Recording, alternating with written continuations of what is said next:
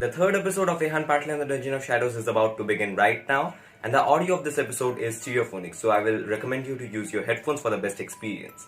And if you are new to this and don't know what has happened before, I will recommend you to watch and listen to the previous installments. I will leave the link in the description. And if you're all caught up, let's begin.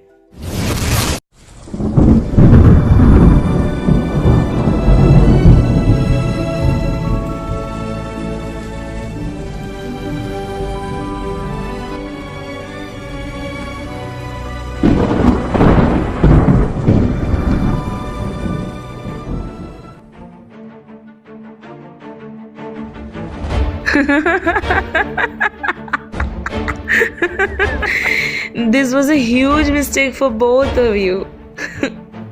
They always know where I am. They're coming.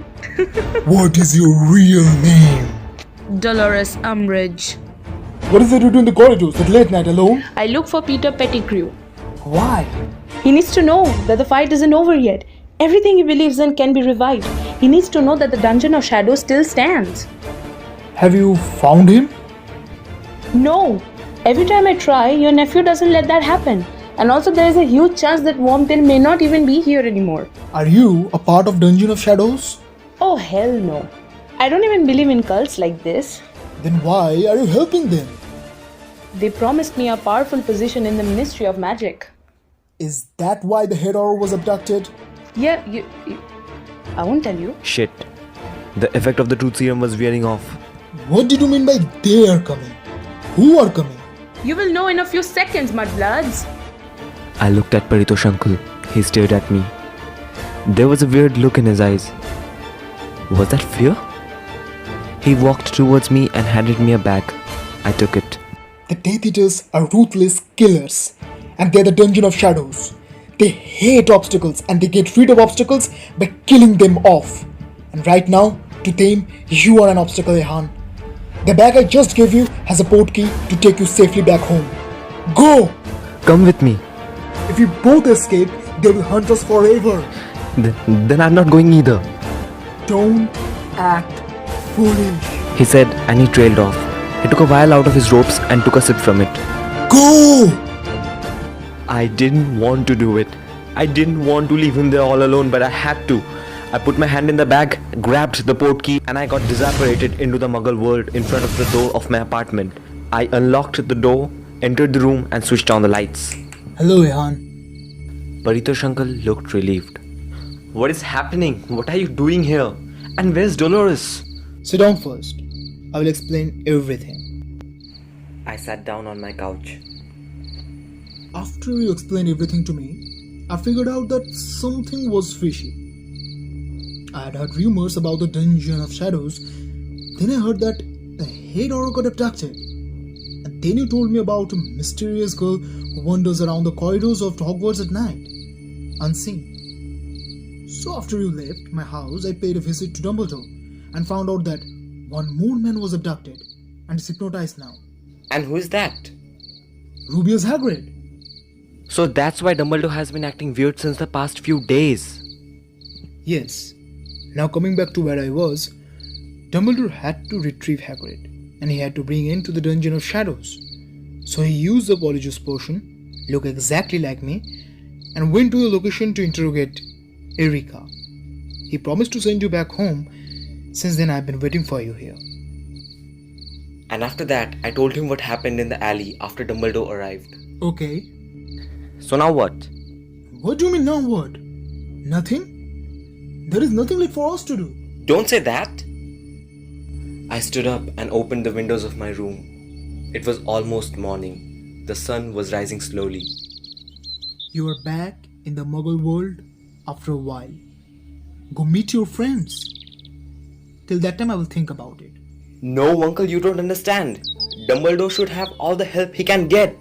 He is the only wizard whom Voldemort ever feared. If something happens to him, every bad wizard in this world will become fearless and will feel free to do whatever they want. I'm a part of this now, and you can't take that away from me. We have to fight alongside him for the greater good. Let those Death Eaters try. They will regret it till their last breath in Azkaban. I'm proud of you, Ehan. Let's go. I held Paritosh uncle's hand and then we got apparated to the Dungeon of Shadows. Dumbledore was sitting by a gigantic man lying unconsciously in the center. You will be alright, Hagrid. There were dead hooded men all around them. Suddenly, more hooded men started appearing. It looked as if they were emerging from the fire of the burning walls. Flu powder. Ehan, 1, 2, 3, stupefy! A bunch of Death Eaters fell down. And then the battle began. The Death Eaters who emerged out of the fire shot beams at us. Paritosh uncle and Dumbledore fought back. Dumbledore didn't stand up. He protected the unconscious Hagrid. Protego Maxima! I casted protection charms to protect the four of us until a lightning bolt of light hit me and I fell down. Screw protection charms. Expelliarmus! The Death Eater who shot at me stood as his wand flew and fell off. 3 more Death Eaters were coming at me from right behind him. Arlate Asindare! I cast it and then the Death Eater flew in the air and fell on the other 3 Death Eaters. His mask fell on the floor and hood came off. He had fair complexion and distinctively blonde hair. He stood up and started running towards a huge door. Maybe that was the exit. He was trying to escape. Bombarda Maxima! He cast it and the huge door exploded. But the Death Eater still made his way through and escaped. Many Death Eaters fought and died that night, and many ran away. The wave of the Death Eaters finally stopped, and so did the fire of the burning walls. You could see through the broken door now. It was still raining heavily outside. Professor, this means Voldemort will return. Yes, Ehan. I have known this for a while now. Even today, all of the Death Eaters didn't confront us. There are more. Way more than you think. What will happen if Voldemort or any of the Death Eaters return? Hagrid opened his eyes, looked at Dumbledore and smiled. Dumbledore smiled back. Then, Ehan, we will fight.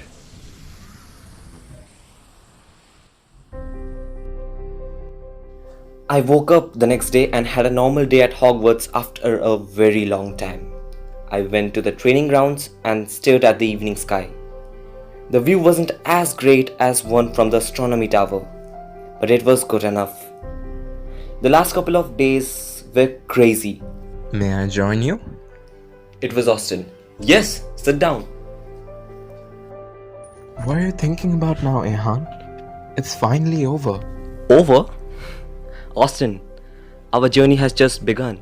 Look, Hagrid's here, I said as I pointed across the training ground. Hagrid looked furious. He was storming off to somewhere. Wait a second. You didn't tell me how Hagrid was abducted? Because even I don't know that yet. Something looks fishy. Austin, wanna sneak off to the astronomy tower again? Sure.